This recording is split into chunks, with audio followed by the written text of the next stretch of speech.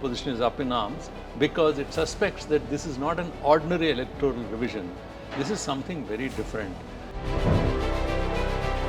This entire process getting in such a short period, so something very, extremely efficient administration is in action in Bihar. That's what I must say. Since we are federal, I would like to also say that electoral rolls are normally prepared by State Election Commission. It's a state issue. The image of EC. That's right. Has it diminished? Certainly it has.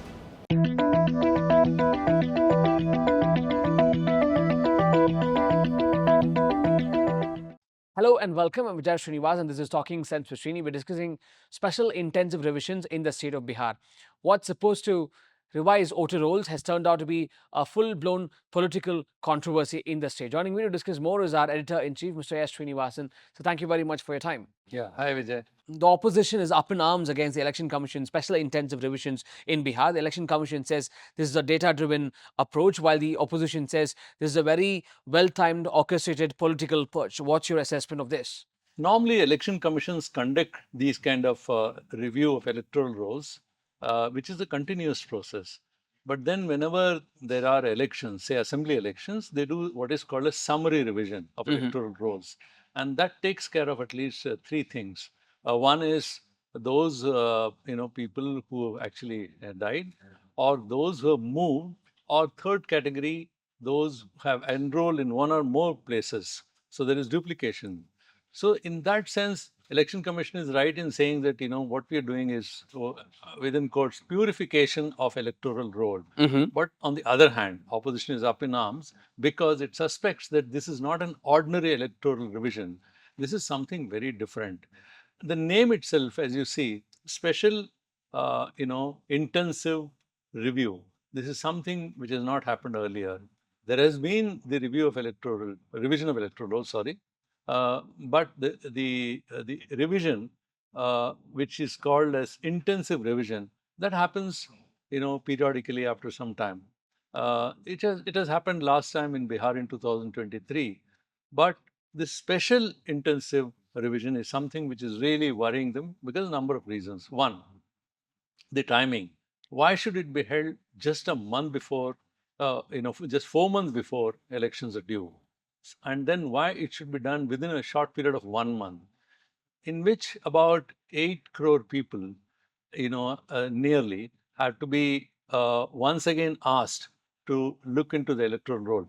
Now, normally in the past, when the electoral purification happens, 2003 also it happened, again in 2025, following the parliament election, a fresh electoral roll was published. All these things do not take so much time because already they are going ahead with whatever is available information, and they just update, as I said, people, those, these three categories of people who I explained earlier.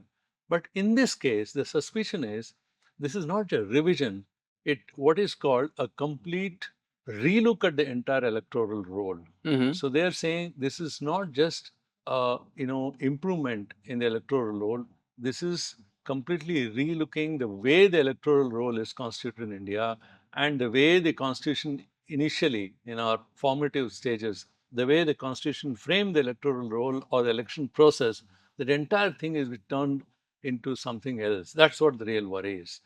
And like I explained earlier, one is the timing. Why so close? The second is, there is heavy monsoon, and there are a number of, districts in Bihar which are flooded. And when Kosi River floods one portion of Bihar, which is especially the Simhanchal region and all, there is a very heavy floods. Now, when people are trying to save themselves from the fury of floods and water, you're holding this. The other thing is, whole lot of people from Bihar, it is estimated that about nearly 2 crore working outside the state as That's right. migrants.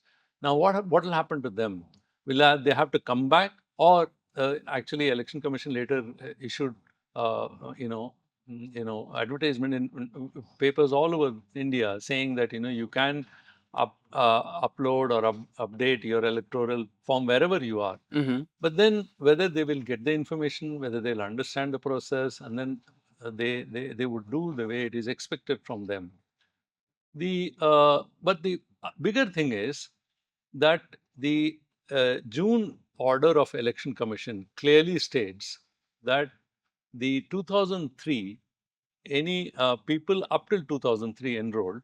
Now, in this case, it is not just the purification of the electoral process of the three categories which I mentioned. Almost all citizens have to now go to Election Commission. Otherwise, they won't be an eligible voter. Now, that's a big change, which means if there are 7.8 voters in Bihar, those who are in the electoral roll till 2003 Mm-hmm. need not submit any document. Mm-hmm. But those who enrolled after that date will have to submit the proof of birth and other number of documents which they have said. They also have to submit the whether their parents are citizens. Mm-hmm. That's another thing which is added to that. So, in a way, this exercise, far from being purification of electoral rolls, seems to be some kind of determining citizenship of people. Now, this involves wholesale, whole of population, and that's why there is so much concern and there's so much opposition. It's very interesting what you're saying. There are reports that there is a disproportionate, high deletions in Muslim majority and migrant heavy areas in Bihar. Do you see a certain pattern or a theme in this? Exactly. I mean, that is the real worry. Why such an exercise is being conducted? Is it to exclude people or to include people? So see, so let me just get back to the principle of election, the way it is conducted. Now, the process itself, when you got independence in 1947, Seven, and yeah. then from 1950 onwards, when actually the process of election began, the the only criteria was that anyone who's born here can vote and who is attained the age of 21, now later has been reduced to 18 now, is eligible to vote, and this is what was done in 1950. And but later, I think in 1987, July 1, 1987, this was changed by Rajiv Gandhi regime, saying that uh, people who enrolled till 1987, then the citizenship of those people Mm-hmm. uh, will those who are born after uh, July 1987, at least one parent should be an Indian citizen. Now, this was again amended later by Vajpayee, saying that the correction was made, one parent was kept, and the second one should not be an immigrant. Okay. So, what it ensured is, and that list was finalized by 2003. Now, therefore, this whole process, anyone after 2003, so the way this process is being conducted, that almost all of citizens in Bihar will have to submit some of the other document, but those whose names appear in the electoral roll of 2003, they have to get they have to uh, they have to fill the enumeration form, Mm-hmm. that they have to do. Others will have to give the 11 documents which are specified. Now, there was another furor over these 11 documents, saying that some of these documents are not commonly available with the people. Mm-hmm. It excluded three very important documents. Mm-hmm. One is Aadhaar, second is electoral, what is called EPIC card, That's right. Yeah. and the third is that electoral card issued by Election Commission itself, and the third is a ration card or Manriga, which is poor have that proof of Manriga. Now, these are excluded. So some citizens and some political parties went to Supreme Court and protested. Now the court has suggested to the EC that these why not these cards be included? This is just a suggestion made, and EC has to come back on that. It is left up to them whatever they want to decide. Now, why this is important? Because the penetration of these three documents, which I added, which are now added later, three, which Supreme Court has said could be included, the penetration level is as high as 90%. Mm. Whereas the birth certificate in Bihar, it will be in single digits. Most people won't have. So this is a very difficult situation. And the other one, like passport, only about 2% of population or even less than that will have passports. Mhm. So therefore, the people who after whose name do not appear in 2003 roll, Mhm. all of them, which is estimated more than 3.8 crores, will have to submit one or more of these 14, if these three are included, kinds of documents, either of them, whatever, to prove their, date of birth, birth, place of birth, and the, citizenship of their parents as well. There are questions against the very transparency of the election commission, especially in terms of revision. The EC says 90% of the job is done already. But do you think there is a possibility the election commission could actually do such a tedious process within a very short time frame? It's interesting. I would refer here a video which went viral all over India, which is done by a journalist called Ajit Anjum. And what he does, he enters into a government office where about 30, 40 BLOs are sitting across the table, and they all have the big, the perhaps they have the previous election, they have the electoral roll in front of them, and they are filling the enumeration forms and signing on their own. And they are signing on behalf of. I mean, it is very clear when Ajit Anjum questions and he says, probably they are signing on behalf of various voters. Hmm. So they are preparing the electoral just sitting in the office. The BLOs are supposed to go visit and then distribute those, and then people are supposed to upload it, and then they need to be verified, or the information has to be given to them. Instead of that, they are sitting and filling those forms. Now this is obvious because there's so much pressure on the BLOs to perform. They have been given an impossible task of completing this whole job of, like I said, about 7.9 voters in a short period of 1 month. When people were, I mean, I can refer various news reports. For nearly a week, people didn't know what this entire process is. The Election Commission announced that, we have set the whole process has been rolled into motion now. People are beginning to fill in. And for first 1 week, people didn't even know what it is happening. I mean, you should see various news reports. When the reporters went around, asked questions, many villagers were saying, we don't know what it is. We have been given a form to fill. There is an old man who was saying, look, they want me to fill this form because they want to know whether I'm alive or dead. Those kind of reactions. So many people are confused. So 1 week has gone just like that, and the remaining 3 weeks. And by the time it was 2 or 3 weeks, we already heard that about 30 lakh people have been eliminated. uh, you know, and now we hear as of now the 90% of job is already over. So, I mean, this is really a remarkable thing. But look at the entire process. The forms have to be printed. It has to be obtained, distributed to people. They have to fill those forms. They have to get those documents. And then these documents have to be uploaded by the BLO. This entire process getting in such a short period. So something very, extremely efficient administration is in action in Bihar. That's what I must say. The other thing is they were not even finding enough people to do this. They had a target of enrolling 1 lakh, and they were struggling. They could find about only 60 to 70. Yeah, 60 to 70,000 people. So how did this whole process happen? So that's a big question. So obviously, therefore, what you're saying uh, and what you're hearing and the various viral videos which have gone, all this is laid bare by Ajit Anjum through this, saying that look, the whole process is in a way fraudulent.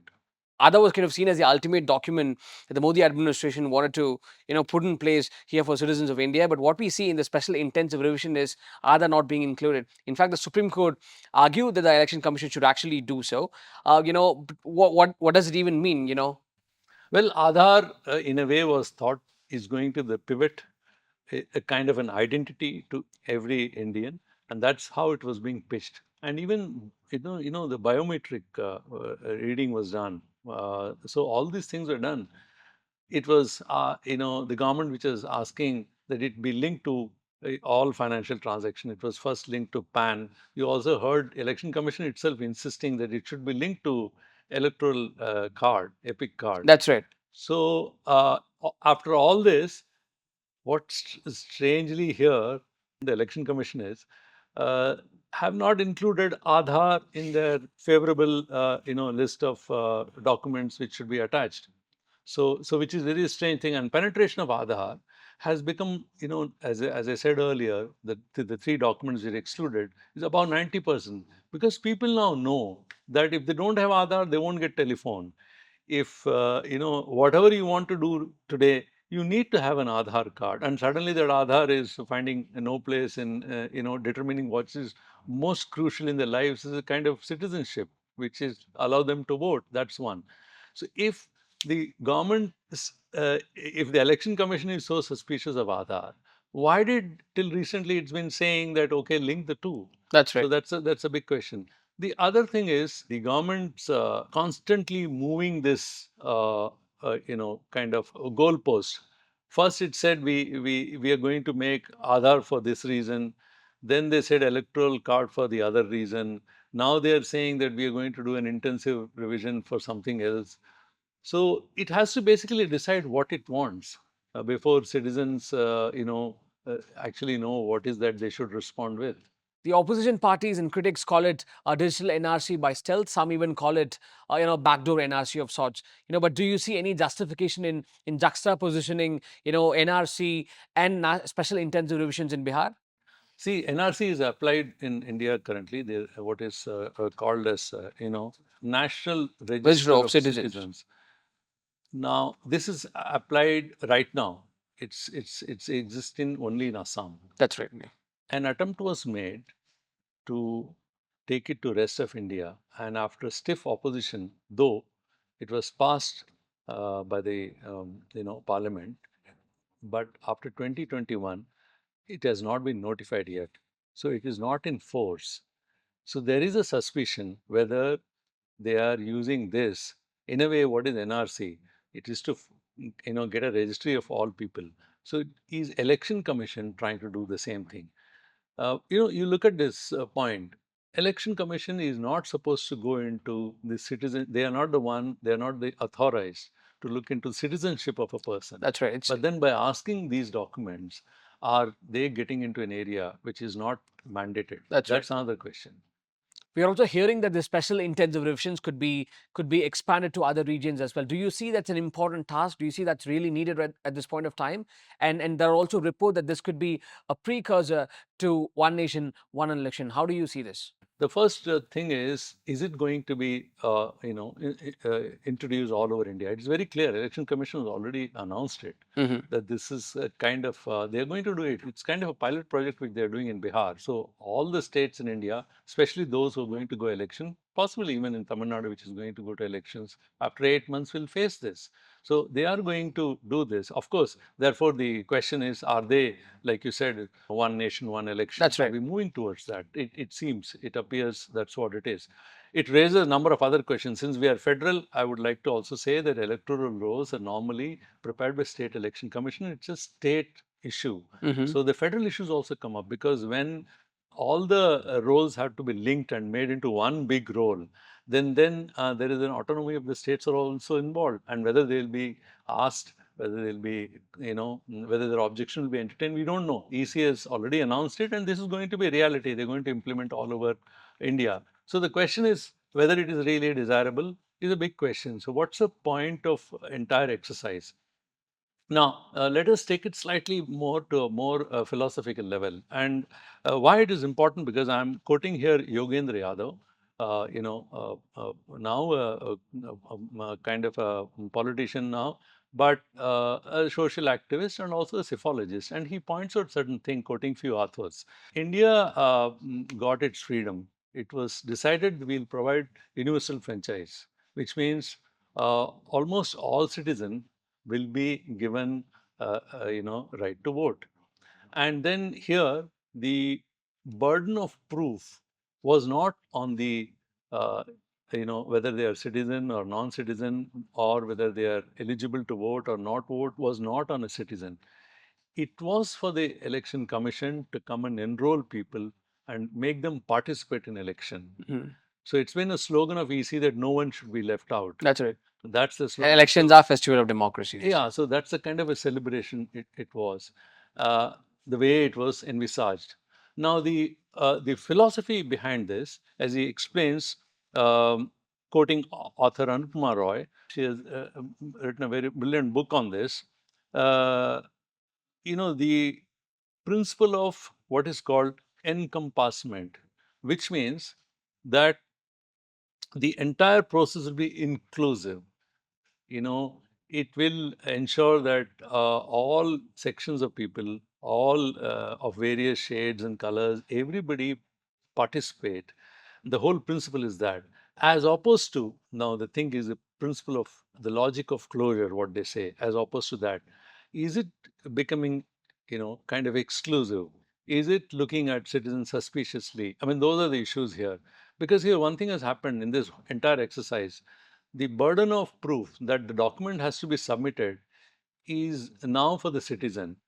It is not for the BLO to go and verify house to house. He has distributed the forms. It is for the people to, upload these forms and submit. And those who figure in the electoral rolls, all of them, like I said, have to fill the simple form. Others will have to also give various proofs.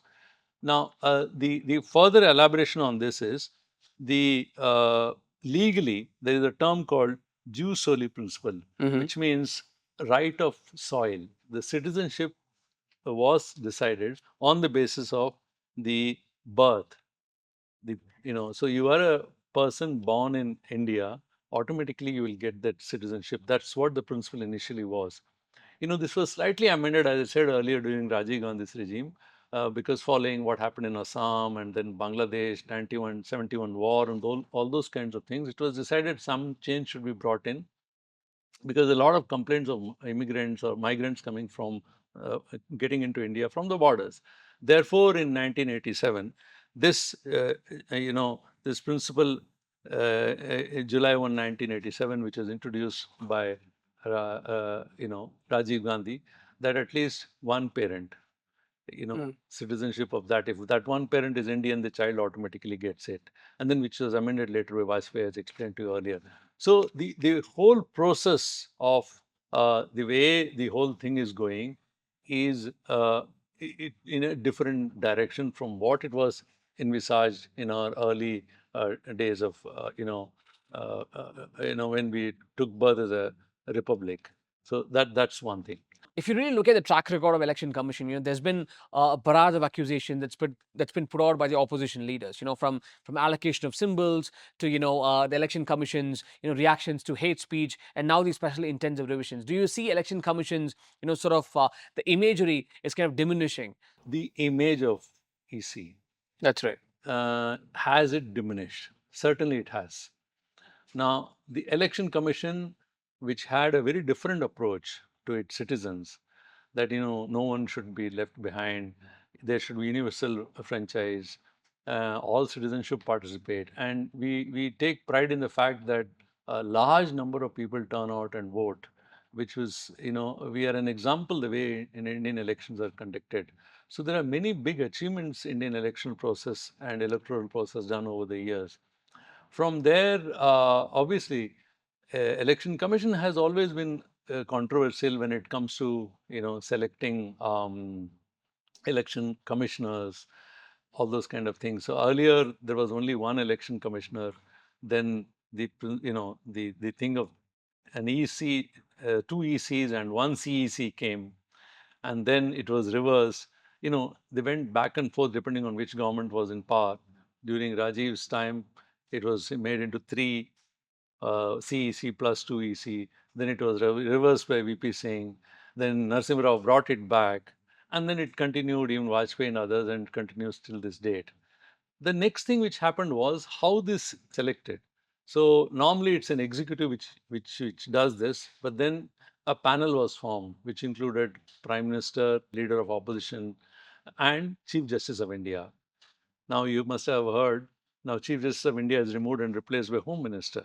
So which makes it again very this thing that two people from the executive and one from opposition. And there is no Yeah. So room for whether the judiciary. selection of the so that itself brought the whole institution under cloud. And then during election time, the way the EVMs, the way The symbols during are being allocated. campaigns, the way symbol allocation, also the during campaign when whole lot of speeches are getting, some of the speeches. That's right. Yeah. Provocative Speeches, controversial statements. speeches. Yeah, so those kind of things. So it's constantly been at a receiving end, and certainly this particular exercise is a real litmus test for election commission, and the election commission must do something, drastically something different to improve their image. Wonderful talking to you, sir. Thank you.